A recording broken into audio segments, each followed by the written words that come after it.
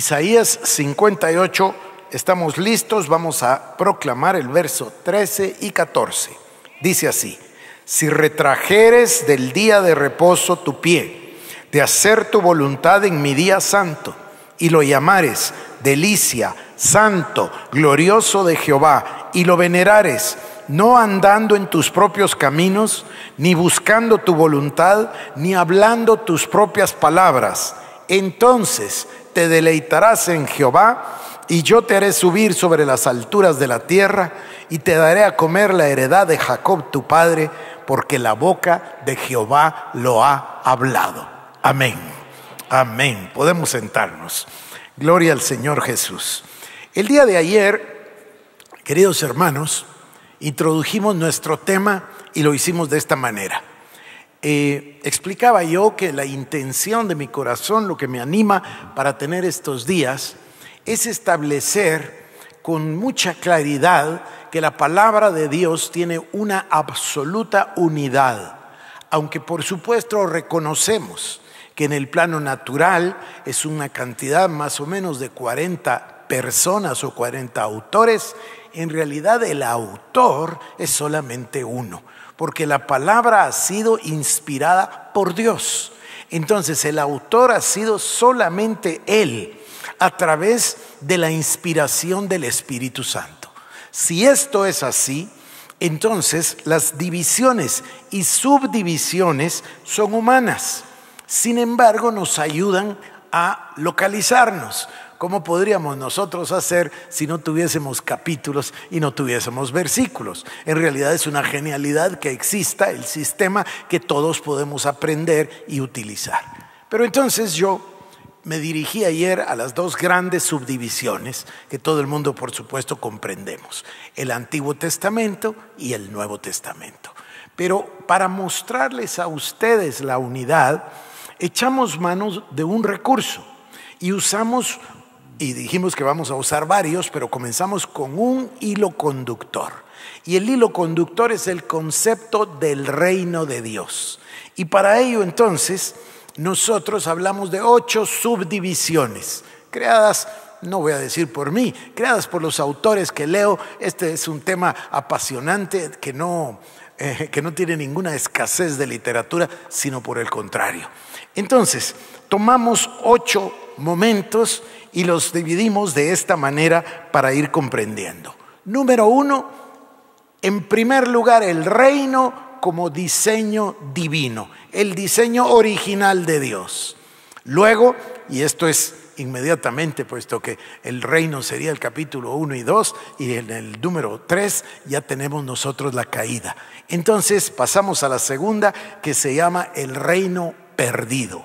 El número 3, y aquí hablamos nosotros desde Génesis 3:15, incluso leímos, recordarán, Génesis 12:1 al 4, leímos Génesis 17:1 al 5, que es la promesa a Abraham. En ese tiempo, por supuesto, en el capítulo 12, Abraham. En el capítulo 19, la palabra de Dios viene sobre Abraham, es el mismo Dios todopoderoso, el Shaddai, y le llama Abraham, le cambia el nombre. Ahí viene la promesa. Por eso el número 3 decimos el reino prometido. Voy a ir repitiendo, que a ninguno nos molesta la repetición y nos ayuda a que se nos quede. El número 1 sería el original, el diseño divino, el reino. Número 2, el reino destruido, caído, el pecado, la desobediencia. Número 3, el reino prometido, la misericordia, la compasión, el carácter mismo de Dios, porque bien dice la palabra, Dios es amor. Entonces, el carácter de Dios que promete a través de un pacto, ya vamos a hablar de los pactos, a través de un pacto de gracia, le promete a Abraham la salvación. Voy a decirlo, le revela el evangelio del Señor Jesucristo, hablándole de la promesa. Luego, en el número 4, encontramos un desarrollo. Ese quizás es el que más espacio ocupa en nuestro Antiguo Testamento. No es el que más ocupa, es el segundo que más ocupa, que es el tiempo del reino parcial.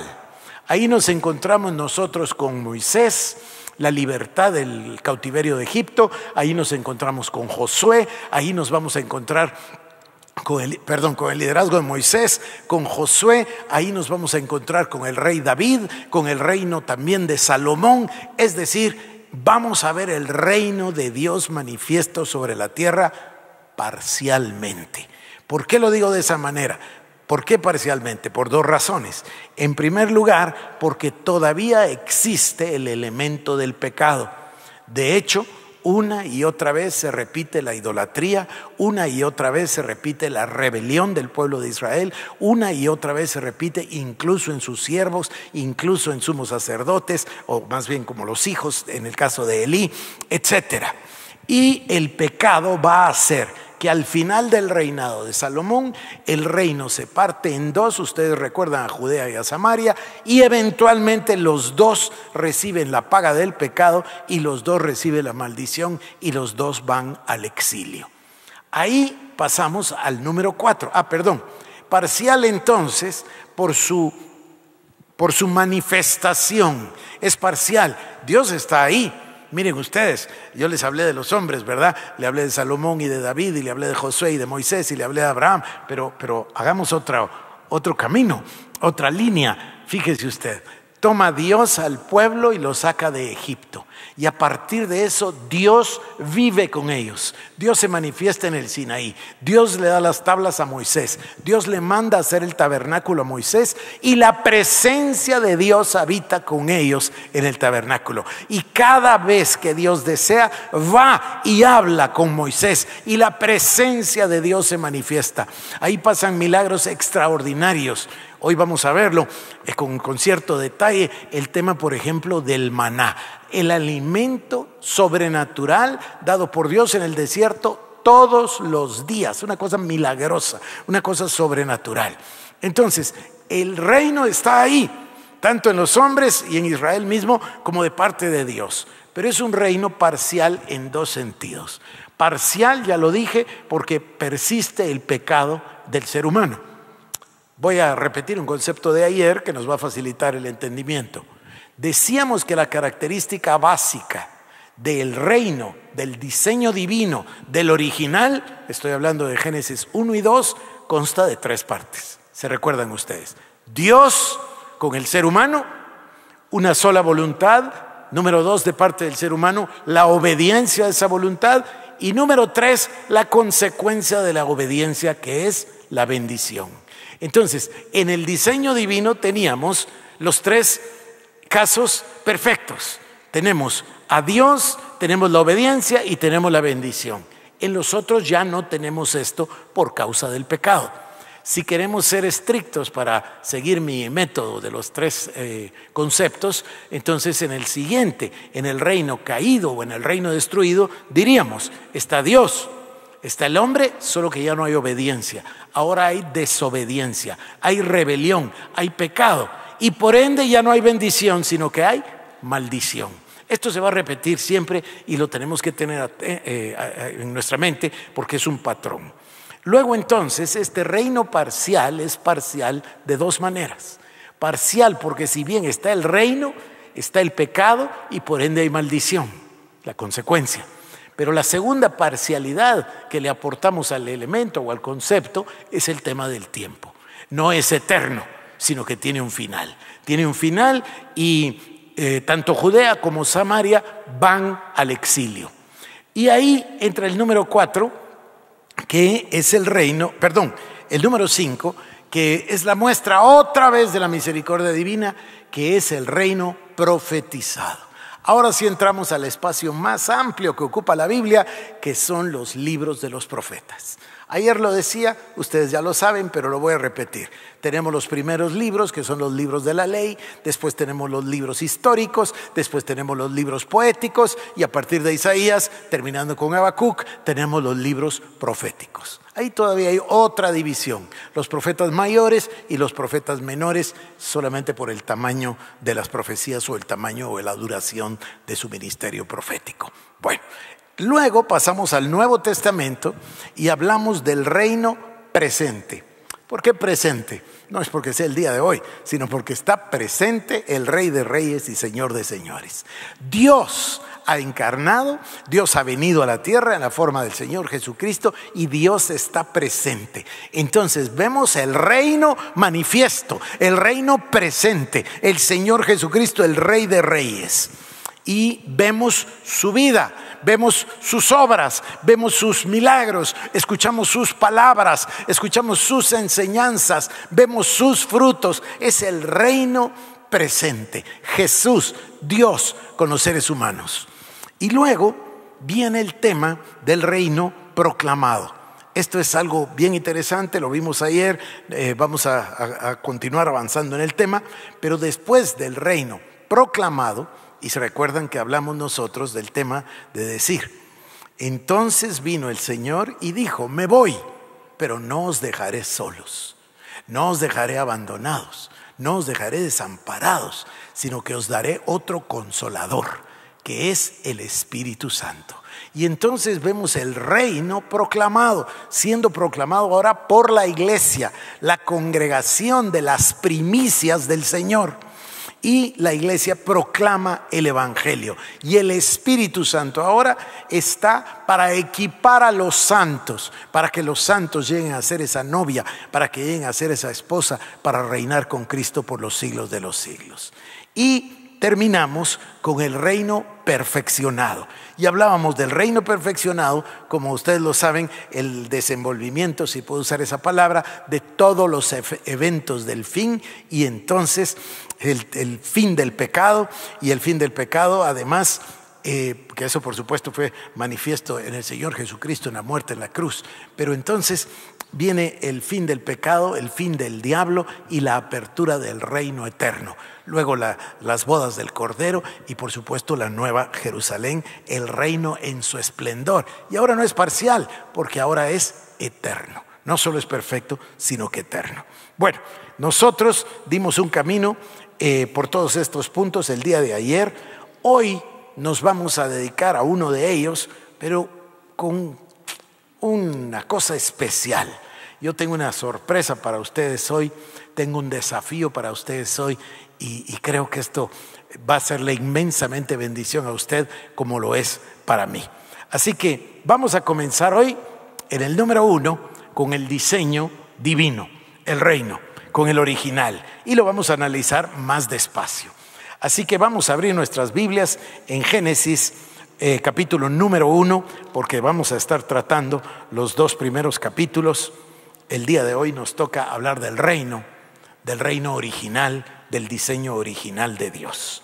Y aquí nos encontramos con este pasaje extraordinario de los versículos 1, 2 y 3, pero que comienza diciendo de esta forma: en el principio Dios creó los cielos y la tierra.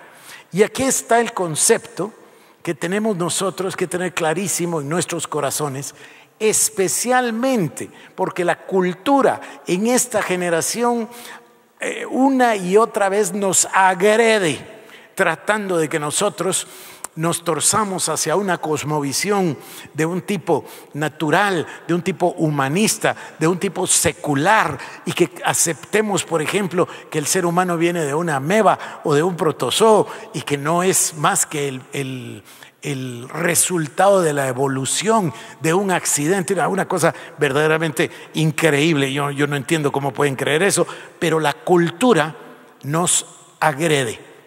A mí me molesta mucho en los colegios cristianos e incluso en la universidad. Me molesta mucho que las personas vienen y leen la palabra de Dios el domingo. Obviamente que no digo todos, ni estoy tratando de criticar a alguien en particular, más bien estoy tratando de atacar una actitud cultural.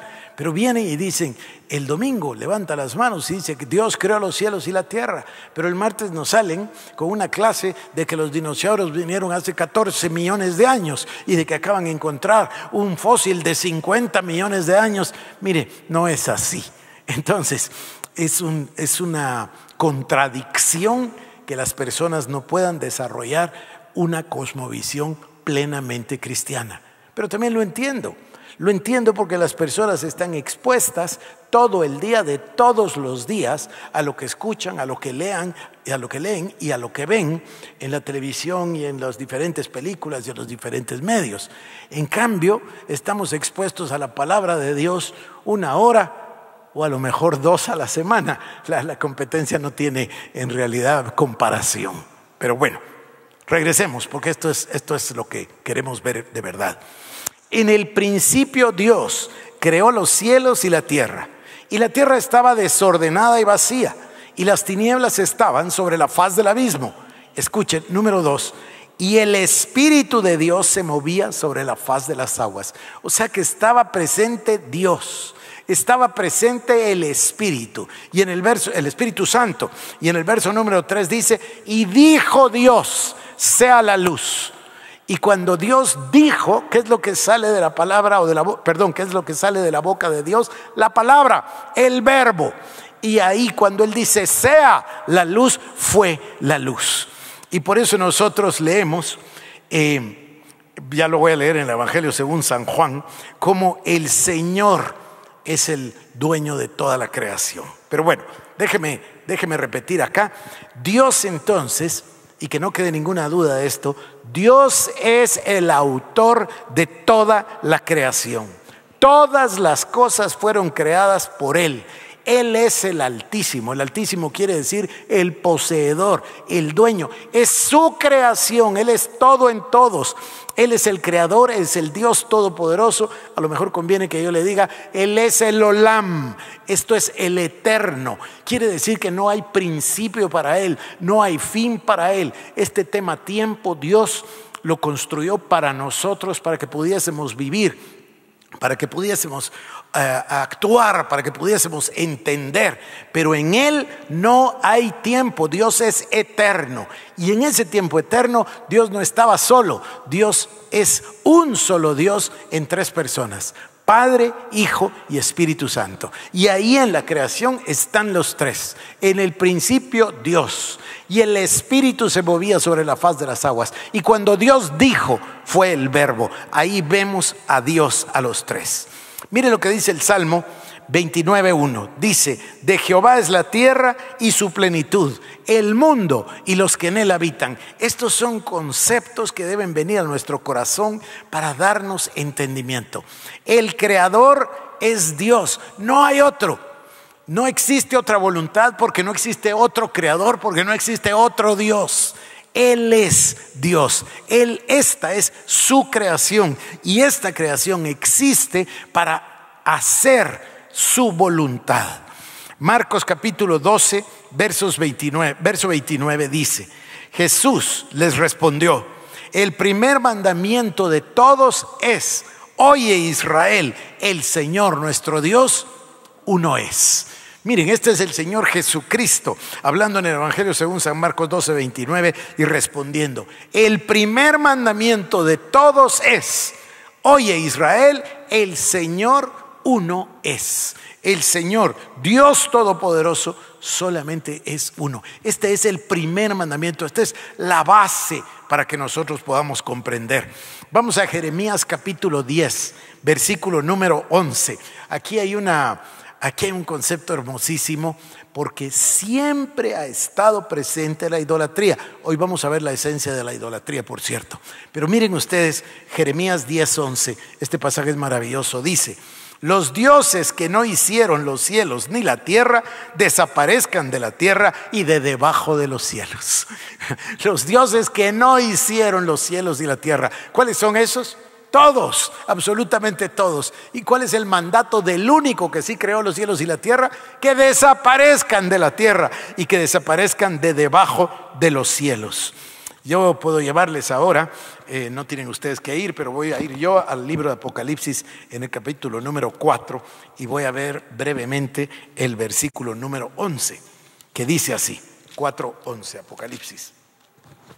Apocalipsis 4:11. ¿Qué me está pasando con esta página? Gracias. Dice, Señor, digno eres de recibir la honra, la gloria y el poder, porque tú creaste todas las cosas y por tu voluntad existen y fueron creadas. Más claro no puede ser, ¿no? Más claro no puede ser. Así comienza la Biblia y así termina la Biblia. Señor, digno eres de recibir la gloria y la honra y el poder, porque tú creaste todas las cosas y por tu voluntad existen y fueron creadas. Ahora la idolatría, hablemos de la idolatría. La idolatría tiene su raíz en el desconocimiento de este concepto que estamos tratando. La falta de reconocer que la creación es de Dios, que Él solamente es uno y que los dioses que no crearon nada no son dioses. Entonces, imaginen ustedes lo que significa para Dios, creador de los cielos y la tierra. Él estaba en el principio. Él planificó todas las cosas, las creó. Ahí estaba el Espíritu moviéndose sobre las faz de las aguas. Ahí estaba el Señor Jesús presente en el Verbo. Entonces, piensen ustedes que en esta creación magnífica, en esta, ¿qué les diría yo? En lo máximo de la creación, la plenitud de la creación, el ser humano, hombre y mujer los creó. Y luego viene la serpiente a contradecir la palabra de Dios. A lo mejor hoy podemos tomar un poquito de mejor proporción del tamaño, de la magnitud del pecado de Satanás y de la serpiente. La serpiente viene y le dice a ella: ¿qué te dijo Dios? Que ibas a morir. Y Eva contesta exactamente lo que Dios le había dicho. Dios nos dijo que de todo árbol del jardín podemos comer, pero que si comiéramos del árbol del conocimiento del bien y del mal, moriríamos. ¿Y qué dice la serpiente? Escuchen esto, por favor. Se atreve a desafiar la voluntad del Creador y le dice: no, no moriréis, contradiciendo a Dios, sino que sabe Dios que si comiereis de ese fruto, entonces seréis como dioses y conocerán el bien y el mal. Vuelvo a insistir, no había ninguna necesidad de que conocieran el bien, puesto que ya lo conocían perfectamente, puesto que conocían al Creador de todas las cosas. ¿Acaso no los había puesto Dios a nombrar a todos los animales y a todas las cosas del jardín? Pero se atreve la serpiente a contradecir a Dios. Es otra voluntad, solo que por favor memoricemos este concepto. No es que haya una segunda voluntad, solo hay una en toda la creación. Solo hay una voluntad, que es la del legítimo creador. Esta otra no es voluntad, es rebelión. Ese es el problema. La rebelión, el pecado, la desobediencia, el escuchar una voz distinta de la de Dios, el escuchar una voluntad diferente de la de Dios. No voy a hacer hincapié aquí, ya lo hice el día de ayer, hablando de cómo recibió Adán la palabra de su esposa. Pero entonces, ¿de dónde nace la idolatría? La idolatría nace o del desconocimiento o de la falta de reconocimiento del hecho de que Él es el supremo, único, auténtico, legítimo creador, el dueño de toda la creación. Su voluntad es la voluntad que creó todas las cosas. Él las diseñó, Él las creó, Él lo hizo todo, es suyo. Entonces, imaginen ustedes el engaño de la serpiente a la mujer y por supuesto a Adán para contradecir a Dios. Ahora piensen por un momento en el sentimiento de Dios. Yo voy a ponerles un ejemplo que se cae de lo simple, un ejemplo ridículo, pero se los voy a poner. Ustedes se imaginan a una persona que llegara mañana por la mañana a su casa, entrara y le dijera: me voy a establecer aquí porque esta es mi casa. ¿Qué dirían ustedes? Ustedes primero se resistirían y segundo, ¿qué harían? Bueno, esto voy a hacer yo con mi mentalidad de abogado. Inmediatamente iría a traer mi título de propiedad para demostrar que yo soy el legítimo, el auténtico propietario. Y luego lo haría valer en cuanta corte y en cuanto juzgado y delante de cuanto juez me escuchara para hacer valer mis derechos. Pero ¿qué sentimiento tendría yo? Yo no sé si ustedes han sufrido un asalto. Cecilia y yo salimos a predicar, y hace muchos años de esto, muchos, no sé cuántos, muchos, a predicar. Vivíamos en la zona 14 y venimos a predicar no sé si la iglesia quedaba aquí o en la zona 9, porque hace muchísimo de eso. Cuando regresamos a nuestra casa, qué sorpresa ver abierto de par en par el portón y luego entrar y las puertas forzadas, las chapas rotas y después aquello vacío y las gavetas dadas. Bueno, se siente una cosa horrorosa, se siente una violación, se siente una cosa horrible. No sé cuántos hayan tenido ese sentimiento, pero es una cosa horrorosa lo que se siente de que el ladrón haya ido a robar. Ahora piensen, si mi ejemplo es tan ridículo y tan minúsculo, piensen cómo se levantó Satanás para desafiar a Dios, al Creador en su propia creación. Y ahora piensen en Dios. Piensen en la respuesta, piensen en la emoción, piensen en el sentimiento, no sé cómo explicarlo, lo que Dios sintió. ¿Y cómo reacciona Dios? Dios reacciona como la justicia divina que es. Por eso es que nunca se nos olvide que Dios no tiene por culpable al inocente, ni tampoco por inocente al culpable. Entonces Dios maldice a la serpiente. Maldita serás entre todos los animales y las bestias de la tierra, y te vas a arrastrar por el suelo y vas a comer polvo todos los días de tu vida, y yo pondré enemistad. Inmediatamente brota la misericordia, la promesa de salvación para el ser humano, la promesa de la redención, el evangelio. Algunas personas en teología le llaman el protoevangelio. ¿Qué quiere decir? Bueno, es el original, ahí brota la idea que luego se va a desarrollar en el evangelio. Es una promesa de Dios, poner enemistad entre la simiente de la serpiente y la simiente de la mujer. Pero voy a continuar. La idolatría, ese pecado tan detestable, esta palabra es mejor, abominable para Dios. La idolatría nace, fíjense ustedes, brota del desconocimiento de que Él es el Creador o de la falta de reconocimiento de esa verdad. Qué cosa más tonta que el ser humano pretenda ser independiente de Dios. El ser humano, cuando no comprende que Dios es uno nada más y que Él es el Creador y que entonces no puede existir otro, ahí habría un remedio, una prevención en contra de la idolatría. Pero bueno, voy a llevarles a Génesis y quiero mostrarles algo. Está entonces el capítulo 1, ya leí el verso 1 y 2. En el principio Dios creó los cielos y la tierra, y luego dice, el Espíritu estaba sobre la faz de las aguas. Ahora el versículo 3, y Dios dijo. Y cuando Dios dijo, la palabra sale de su boca y el verbo sale de su boca. Es un verbo, es el verbo, el más importante que existe, el verbo ser. Lo que Dios dice es, sea la luz. La llama a existencia a través del verbo ser. Ahora, el verbo dice así, Juan capítulo 1, versículo 1, 2 y 3. Juan 1, 1 al 3. En el principio era el verbo, y el verbo era con Dios, y el verbo era Dios. Este era en el principio con Dios. Todas las cosas por Él fueron hechas, y sin Él nada de lo que ha sido hecho fue hecho. Es decir, ahí estaba el Padre, el Hijo y el Espíritu Santo. El verbo. Dios es el Creador, Dios Padre, Dios Hijo y Dios Espíritu Santo.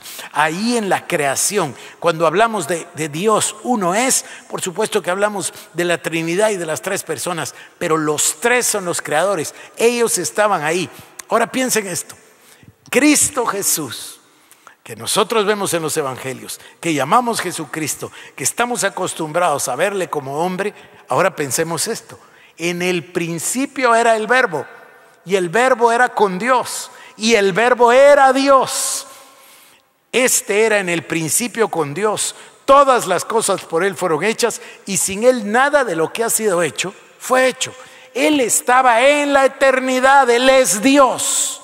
Tomó forma de hombre para venir a salvarnos a través de la cruz, pero Él es Dios. Y si todavía quieren algo más, porque esto es abrumador, Colosenses 1, 15 y 16. Colosenses 1, 15 y 16. Él, hablando de Cristo por supuesto, es la imagen del Dios invisible, el primogénito de toda creación, porque en Él fueron creadas todas las cosas, las que hay en los cielos y las que hay en la tierra, visibles e invisibles, sean tronos, sean dominios, sean principados, sean potestades. Todo fue creado por medio de Él y para Él. Y voy a continuar todavía en el verso 17 y 18. Y Él es antes de todas las cosas, y todas las cosas en Él subsisten, y Él es la cabeza del cuerpo, que es la iglesia. Es extraordinario, es maravilloso. Cristo entonces estaba en el plan divino, Él es el Olam, el Eterno, con Dios Todopoderoso, y viene a la tierra. Entonces me impresiona tanto el verso 15 de Colosenses, el verso 15 del capítulo 1 de Colosenses, porque dice: Él es la imagen del Dios invisible. Porque gracias a la venida de Cristo, entonces nosotros tenemos una imagen del Dios Todopoderoso, pero cuando nos explica cómo es, entonces sí, no se parece a ningún hombre. Dice: Él es el primogénito de toda creación, porque en Él fueron creadas todas las cosas, las que hay en los cielos y las que hay en la tierra, visibles e invisibles, sean tronos, dominios, principados, potestades. Todo fue creado por medio de Él y para Él. Y Él es antes de todas las cosas, y todas las cosas en Él subsisten. Bueno, número uno entonces, Dios es el creador. El concepto es: esta es su creación. Dios Todopoderoso, por su misericordia, nos ha dejado la palabra, y como yo les leí y como insisto, las palabras del apóstol San Pablo, que ora que Dios nos dé un espíritu de sabiduría y de revelación en el conocimiento de Él, porque al conocerlo a Él vamos a conocer a Dios, vamos a conocer todas las cosas. Ahora, segundo punto, estamos hablando del diseño original, ¿verdad? Ahí estamos todavía. Se recuerdan que tenemos 8 pasos, este es el número 1. Y el segundo tema es: Dios es el rey de la creación. Esto es interesante por 2 razones. La sencilla: estamos hablando del reino. Entonces yo les explicaba ayer, tiene que haber un rey, tienen que haber unos súbditos, tiene que haber un territorio, tiene que haber un sistema de leyes del reino. Bueno, el primero es: Dios es el absoluto creador. Ese es el primer concepto. Dios es el autor. Solamente Él es el autor de la creación. Número 2, Dios es el rey de esa creación. Les voy a llevar al Salmo número 95, si quieren venir conmigo. Salmo número 95, y vamos a leer del verso 3 al 7, que dice así: Porque Jehová es Dios grande y rey grande sobre todos los dioses. Porque en su mano están las profundidades de la tierra, y las alturas de los montes son suyas. Suyo también el mar, pues Él lo hizo, y sus manos formaron la tierra seca. Venid, adoremos y postrémonos, arrodillémonos delante de Jehová nuestro Hacedor, porque Él es nuestro Dios, nosotros el pueblo de su prado y ovejas de su mano. Dios es el rey de la creación. Él es el Señor, y su voluntad es la voluntad del Creador, del Altísimo, del Señor. Insisto, no hay 2 voluntades, solo hay una voluntad en el reino, en la creación. La otra es rebelión, y esa rebelión es esa trilogía de la que hablamos: desobediencia, pecado, maldición. Bueno, si vamos nosotros a Santiago, capítulo 1, verso 14, ahí vamos a encontrarlo con otras palabras. Concupiscencia da a luz el pecado, y el pecado da a luz la muerte. Es lo mismo, es el mismo concepto. Voy a repetirlo: desobediencia, pecado, maldición. Concupiscencia, pecado, muerte. El número 3. El número 1 entonces, Dios es el creador. Número 2, Dios es el rey de la creación. Número 3, ya me estoy acercando al tema de hoy por la noche. Número 3, el ser humano es el pináculo de la creación. El ser humano parece ser el clímax de la creación. Van a ver hoy en la noche, les tengo una sorpresa. Pero el ser humano viene a ser entonces la obra maestra de Dios. Por eso el Señor llama a su iglesia allá en Éfeso con 7 nombres distintos, ¿recuerdan? Porque la llama iglesia, la llama cuerpo, la llama obra de Dios, la llama ejército, etc. es la obra maestra de Dios. Voy a Génesis capítulo 1, verso número 27. Regresamos a Génesis y vamos en el capítulo 1 al verso 27. Dice: y creó Dios al hombre a su imagen. A imagen de Dios lo creó, varón y hembra los creó. Voy a leer el 26 y repetir el 27. Entonces dijo Dios: hagamos al hombre a nuestra imagen, conforme a nuestra semejanza, y señoree en los peces del mar, en las aves de los cielos, en las bestias, en toda la tierra y en todo animal que se arrastra sobre la tierra. Y creó Dios al hombre a su imagen. A imagen de Dios lo creó, varón y hembra los creó. Entonces Dios, esto es bien interesante. Dios tiene una criatura, una creación que se llama el hombre, el ser humano, que lo crea hombre y mujer, y Dios es el único ser creado a su imagen y a su semejanza. Esto es impresionante. Esto, queridos hermanos, todavía es el diseño original. Ahí no había pecado. Entonces el ser humano estaba hecho a imagen y semejanza de Dios. Tenemos cualidades que no tienen los demás animales o que no tiene ningún otro ser de la creación.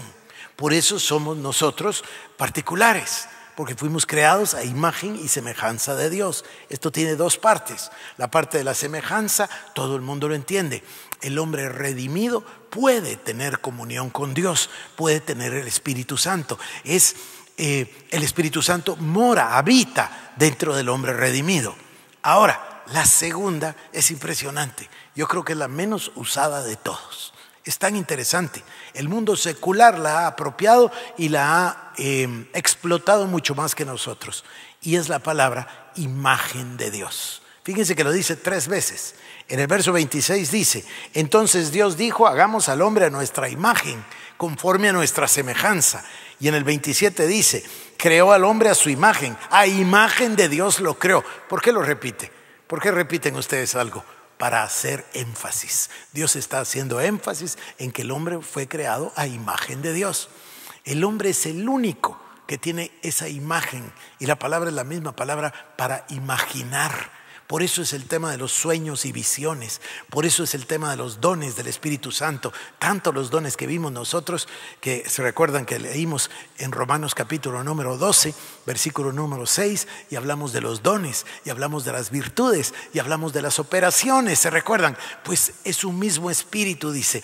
Es Dios el que se lo da al hombre, porque el hombre tiene esa capacidad dada por Dios.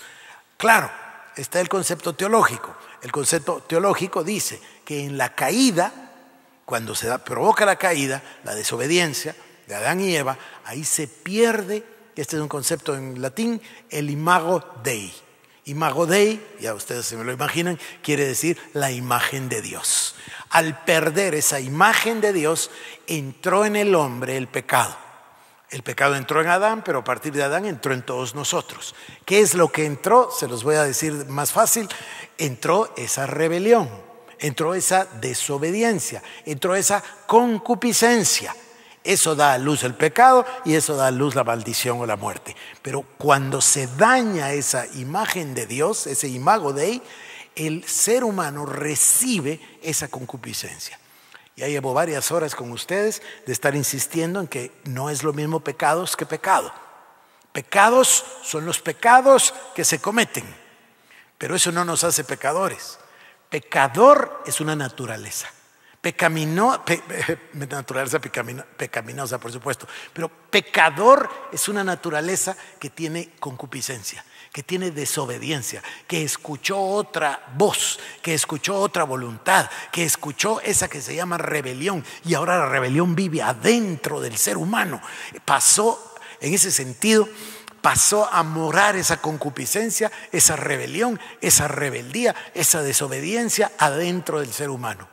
Por eso el mismo Pablo dice: lo que quiero no hago, y lo que no quiero justo eso hago, porque ¿qué es esto que lucha dentro de mis miembros? Es la ley del pecado. Bueno, todos estos son sinónimos para esa naturaleza pecaminosa que Cristo va a librar al ser humano. ya nos libró. Quiero decir, vamos a verlo en el camino que llevamos nosotros, en la secuencia que llevamos.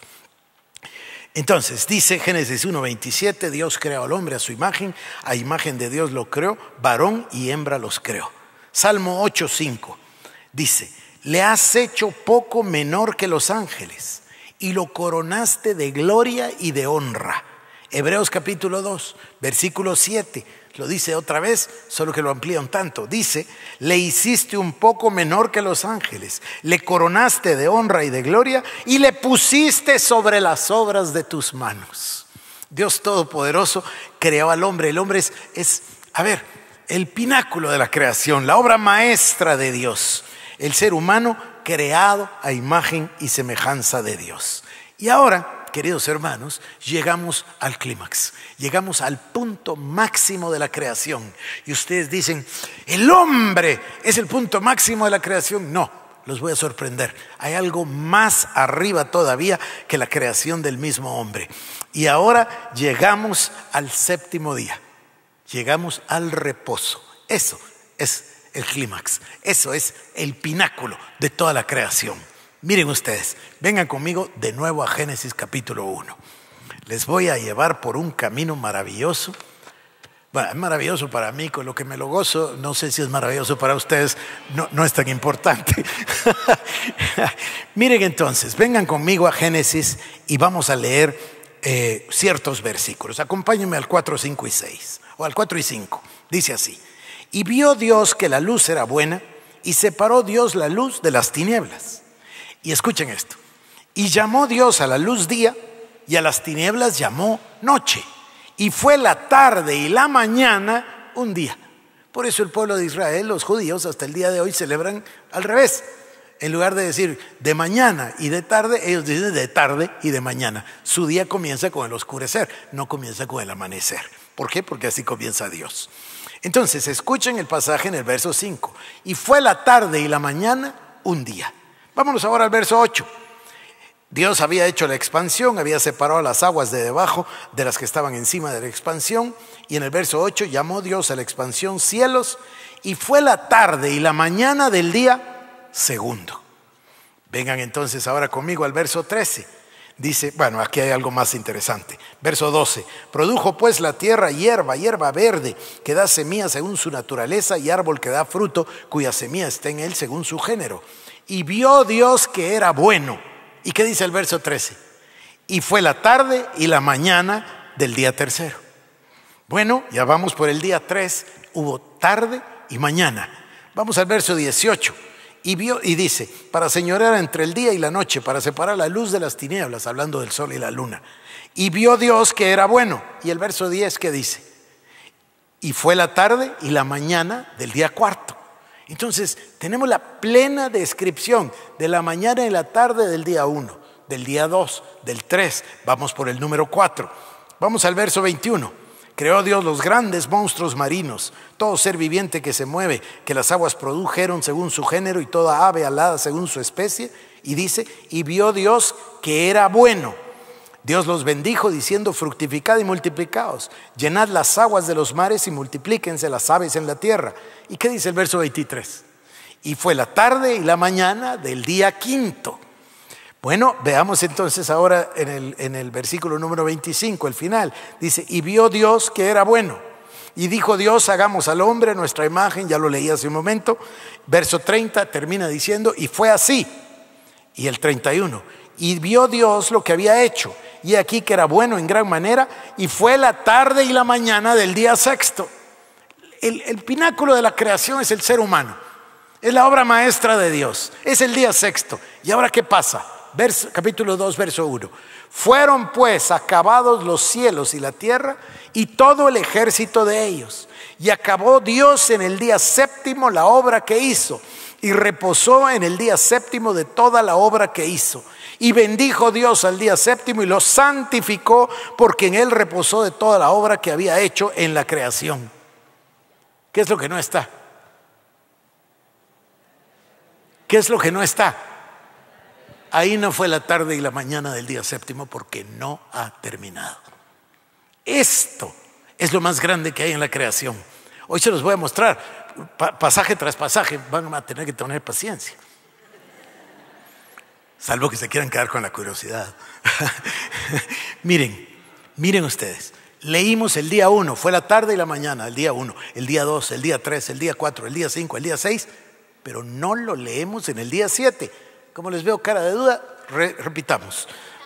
Capítulo 2 y verso 1. Fueron pues acabados los cielos y la tierra y todo el ejército de ellos. Y acabó Dios en el día séptimo la obra que hizo.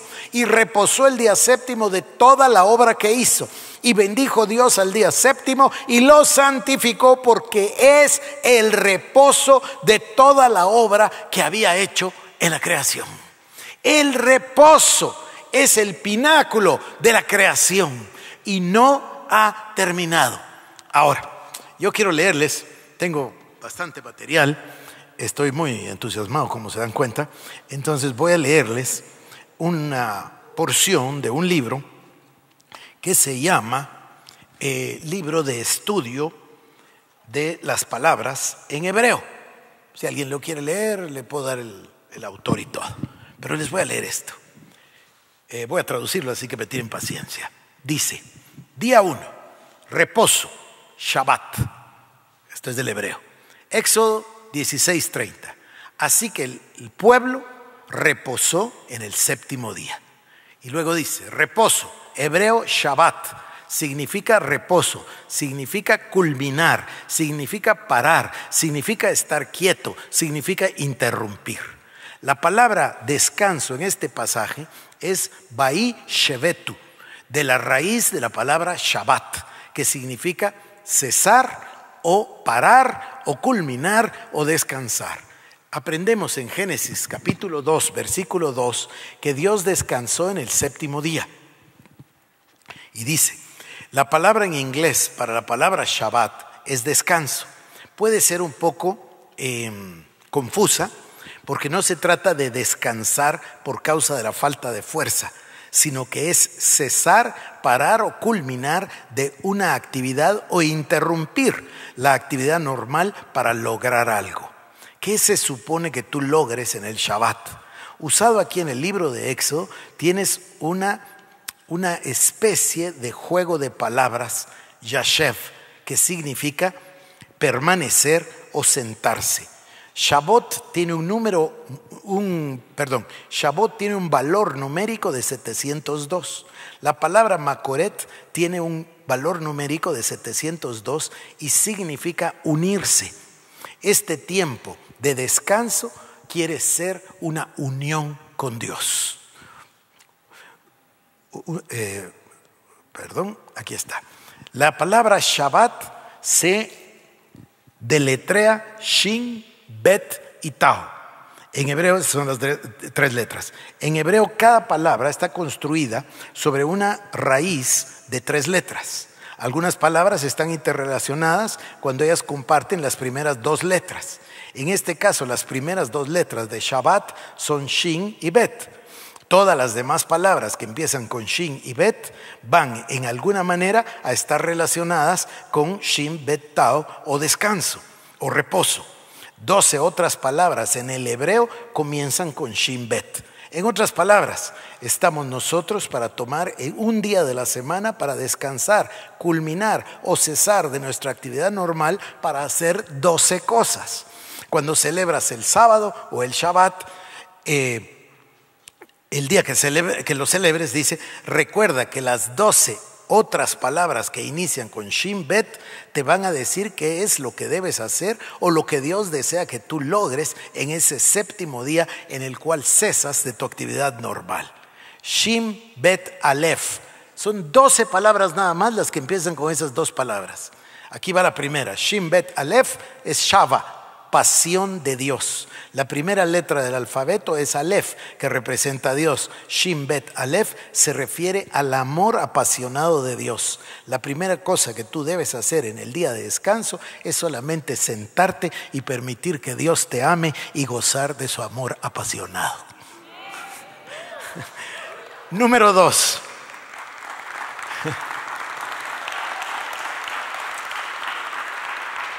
Shin Bet Bet. Shavaf Esto quiere decir prender un fuego. La siguiente cosa que debes hacer en el Shabbat es Shavav, que significa permitir que el amor apasionado de Dios prenda un fuego de amor y afecto en ti en retorno hacia Él. Número 3, Shin Bet Hei, Shabbat. Obviamente yo no lo sé pronunciar, no, ni tampoco presumo de hacerlo, pero lo estoy haciendo en beneficio de ustedes para que podamos ver estos 12 inmensos regalos de Dios. Entonces la tercera es Shin Bet Hei, Shabbat. Tomarlo como cautivo, o ser tomado o cautivo o raptado como una novia. Cuando tú y el amor de Dios por cada uno te toma como su cautivo personal, te toma y te lleva cautivo como si fueras una novia a la cámara nupcial para intimidad contigo. Número, ¿qué toca? 4. Shin Bet Chet, Shabbat. Esto significa calmarse, relajarse, bajar, calmar tus nervios. Cuando Dios te toma como su novia, cuando te toma como esposa y te ama, entonces Él se convierte en Shabbat. Las presiones y el estrés de los primeros 6 días de la semana se van a frenar, se van a disipar y vas a encontrar que tus nervios se calman en la presencia de Dios. El próximo, Shin Bet Tet, este es Shabbat, con B pequeña. Medir. Una vez en la cámara nupcial, Dios te mide. Él va a examinarte como un esposo examina y mide la belleza de la esposa. El número que toque. Shin Bet Kap, Shabak. Esto significa unirse, entrelazarse, tener relaciones. Después de un tiempo de justo gozo de la belleza de la novia, entonces Dios compartirá la intimidad contigo como la esposa. Shin Bet Lamed, Shabal. Esto significa crecer. Durante este tiempo de intimidad, Dios y tú como su novia o la esposa van a crecer en la relación, van a unirse más, con más amor y más pasión cada vez. Luego Shit Bet Nun, Shaban, ser suave, tierno, delicado. Durante este tiempo de intimidad va a ser el tiempo cuando Dios te habla suavemente, cuando Dios le habla, suavemente a la novia. Él le va a hablar de amor, Él le va a llamar su querida, suya y su más delicada posesión, y usará otros nombres delicados. Shin Bet Mem Shabam, compartir secretos, compartir cosas secretas, escondidas. Cuando dos amantes están íntimos juntos, hablan amorosamente uno al otro y no pueden evitar compartir sus más profundas verdades, sus más profundos secretos, compartir las cosas que ellos no compartirían con nadie más. Así que durante el descanso del Shabbat, Dios va a compartir contigo los secretos de su corazón como con su novia. Shin Bet Ayin, Shava. Esto es estar satisfecho, pleno, con plenitud. Después de un tiempo de compartir el amor, la intimidad y los secretos de uno con el otro, del corazón de uno con el otro, vas a sentir esa palabra, esta está complicada, esta maravillosa, extraordinaria sobrecogimiento, esa es la palabra. Vas a tener un sentido de sobrecogimiento de satisfacción y de plenitud. Shin Bet Sade, Shabbatz. Esto quiere decir tejer o mezclar juntos para crear algo bello. Es el sentido del tejido. Durante el tiempo de intimidad, Dios y tú, como su novia, van a tejer juntos. A tejer para crear algo maravilloso en su relación. Y el último, Shin Bet Resh Shabar. Examinar con el fin de hacer puro. Cuando el Shabbat concluya, Dios va a hacer un examen final de su esposa y declarar que tú en realidad eres pura y santa delante de Él. En conclusión, cuando termines tu celebración en el próximo Shabbat, a lo mejor puedes tú caminar por el alfabeto hebreo y permitir que Dios haga cada una de estas cosas que Él significa para ti. A mí me parece una cosa extraordinaria, extraordinaria.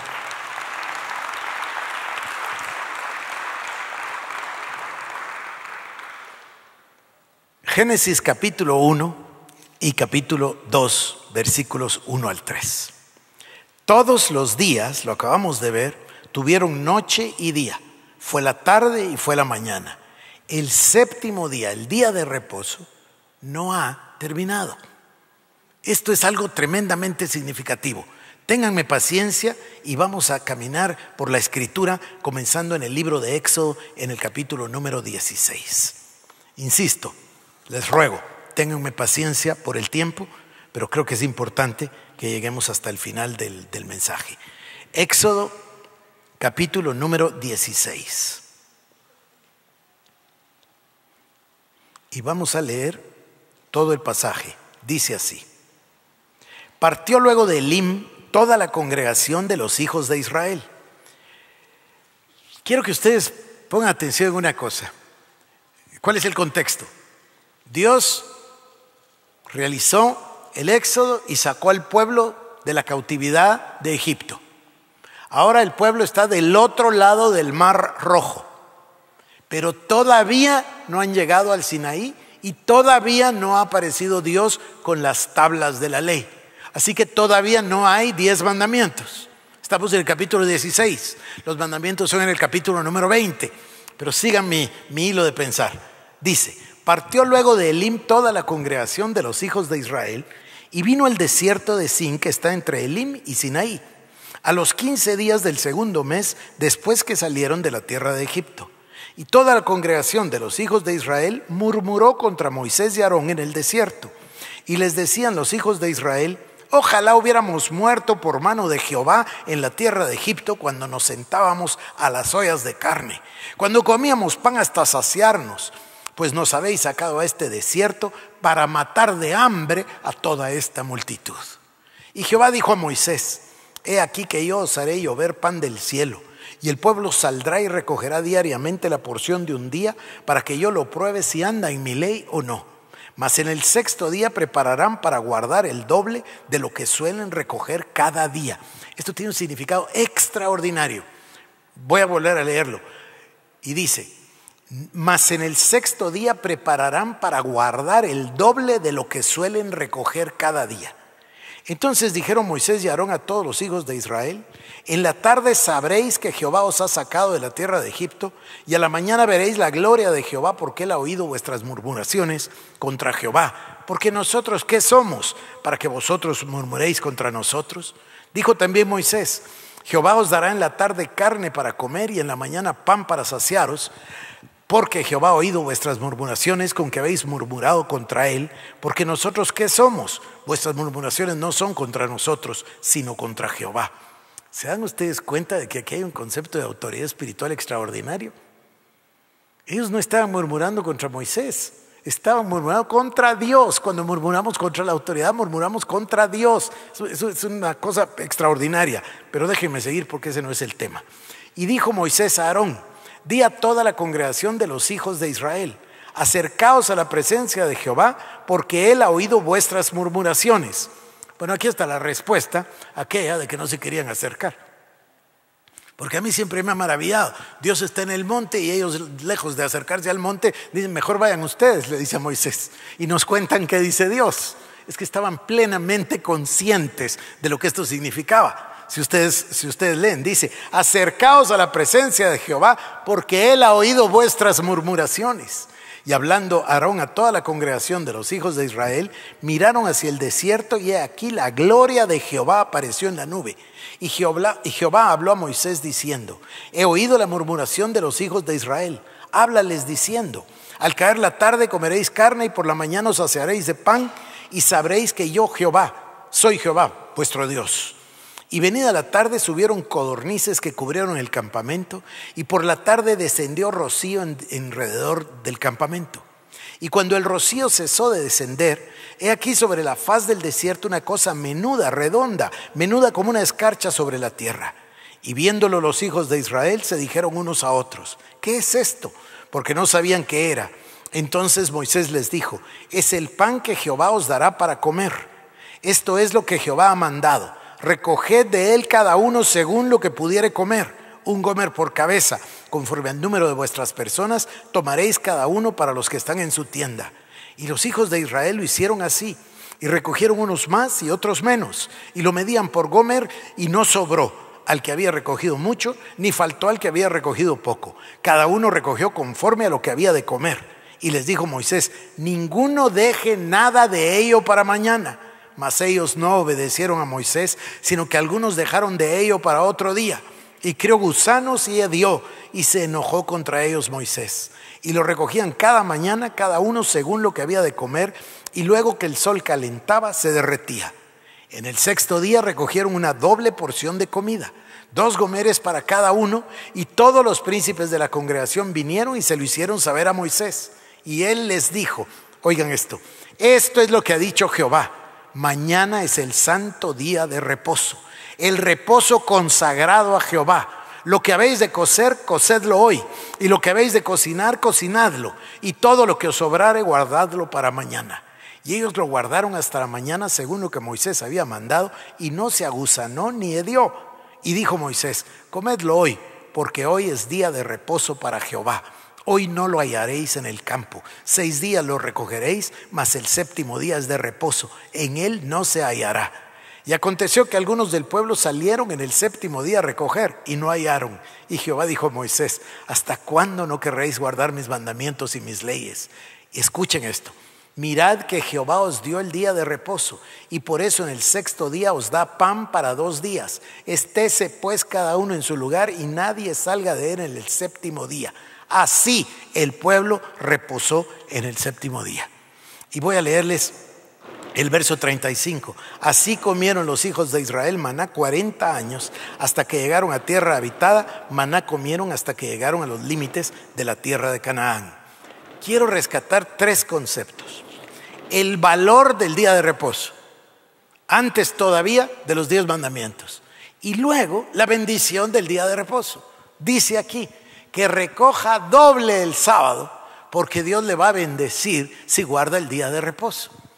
En un libro de todos estos libros que he leído sobre los 10 mandamientos, el autor, un autor moderno, hablaba de este pasaje y de esta bendición desde la perspectiva exclusiva de Estados Unidos.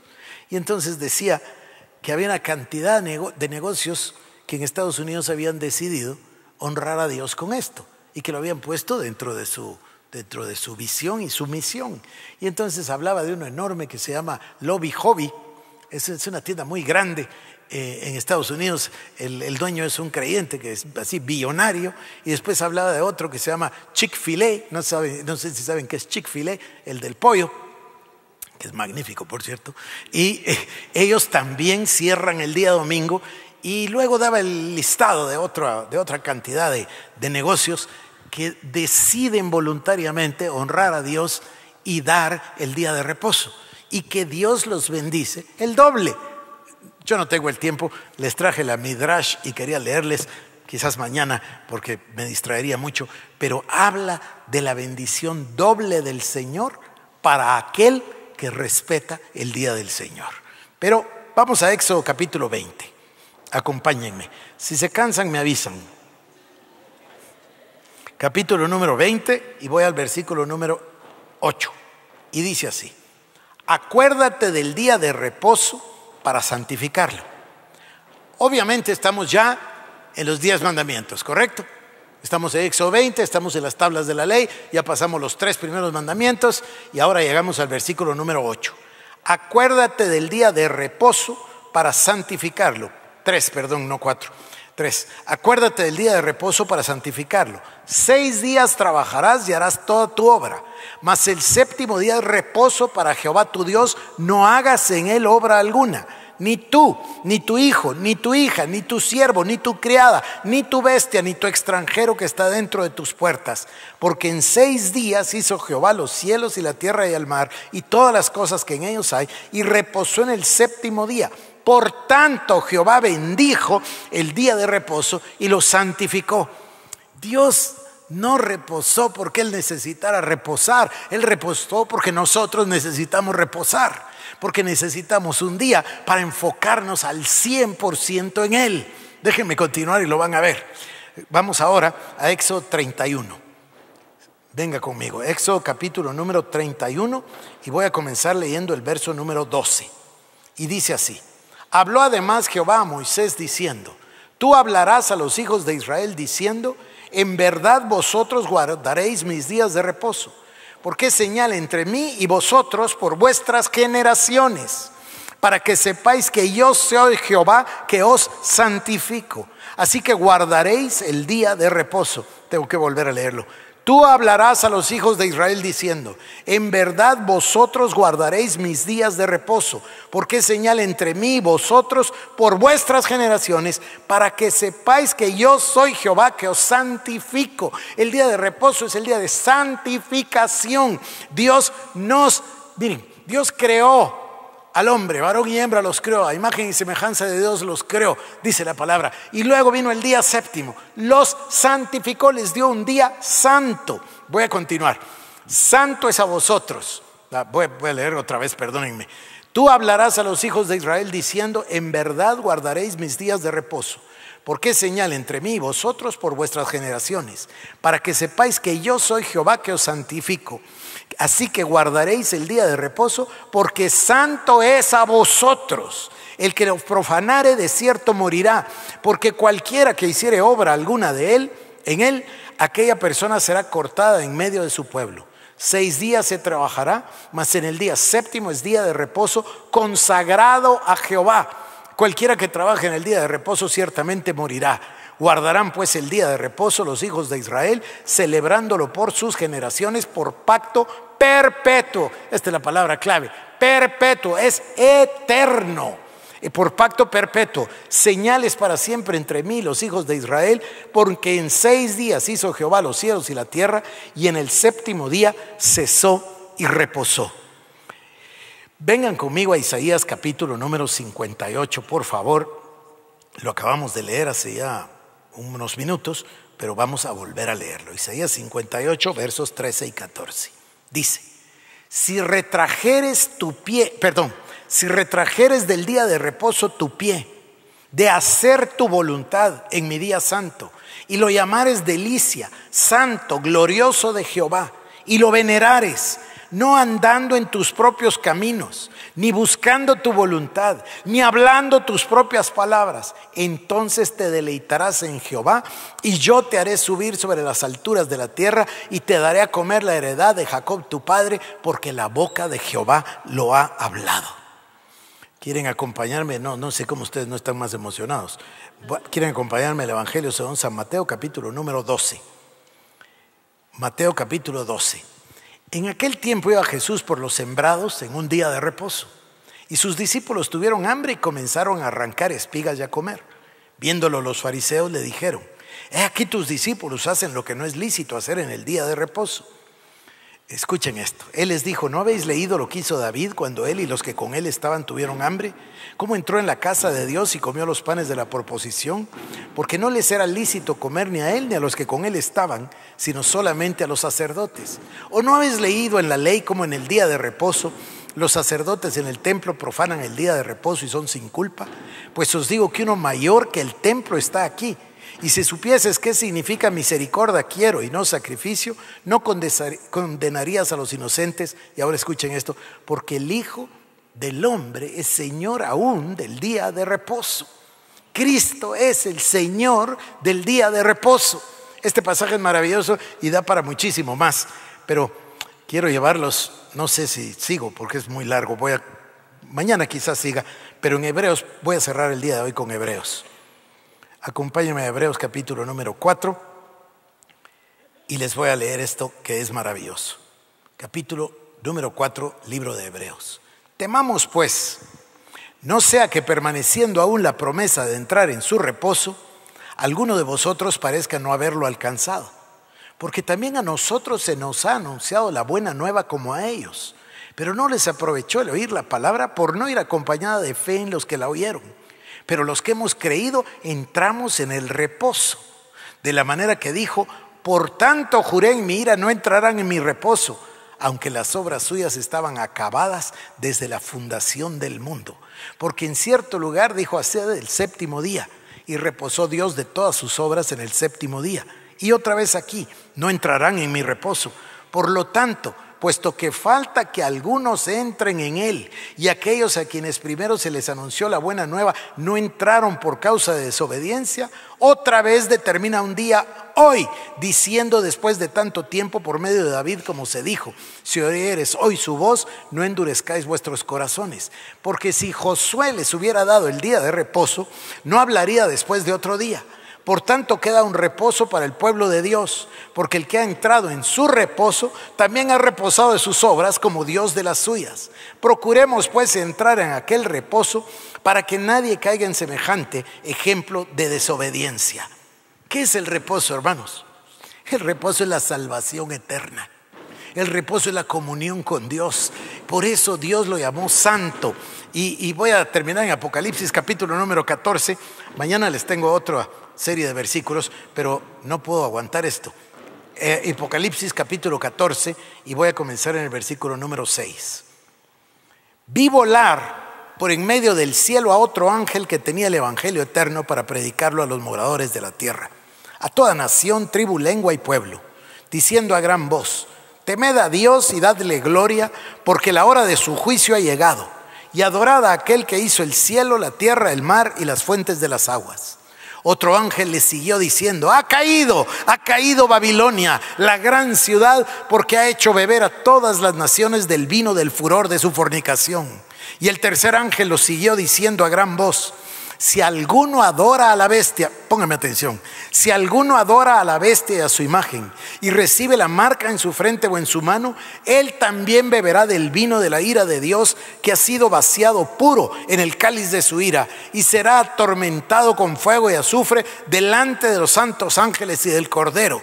¿De qué está hablando? Obviamente de la perdición eterna. Y el humo de su tormento sube por los siglos de los siglos. ¿Y qué es lo que no tienen? Y no tienen reposo de día ni de noche los que adoran a la bestia y a su imagen, ni a nadie que reciba la marca de su nombre. Aquí está la paciencia de los santos, los que guardan los mandamientos de Dios y la fe de Jesús. Y oí una voz desde el cielo que me decía: escribe, bienaventurados de aquí en adelante los muertos que mueren en el Señor. Sí, dice el Espíritu, descansarán de sus trabajos, porque sus obras con ellos siguen. Este tema del reposo es la culminación de la creación. Estamos hablando del reino, del diseño original, y cuando hablamos del reino y del diseño original, vemos los 6 días de la creación, vemos la creación de todas las cosas, por supuesto desde la luz y después el sol y la luna y las aguas y todas las cosas, y luego la creación del ser humano. Y hasta ahí Dios dice: todo fue muy bueno. Y luego Dios dice: y fue la tarde y fue la mañana del día 1, 2, 3, 4, 5, 6. Y en el día séptimo Dios culminó su obra y santificó el día de reposo.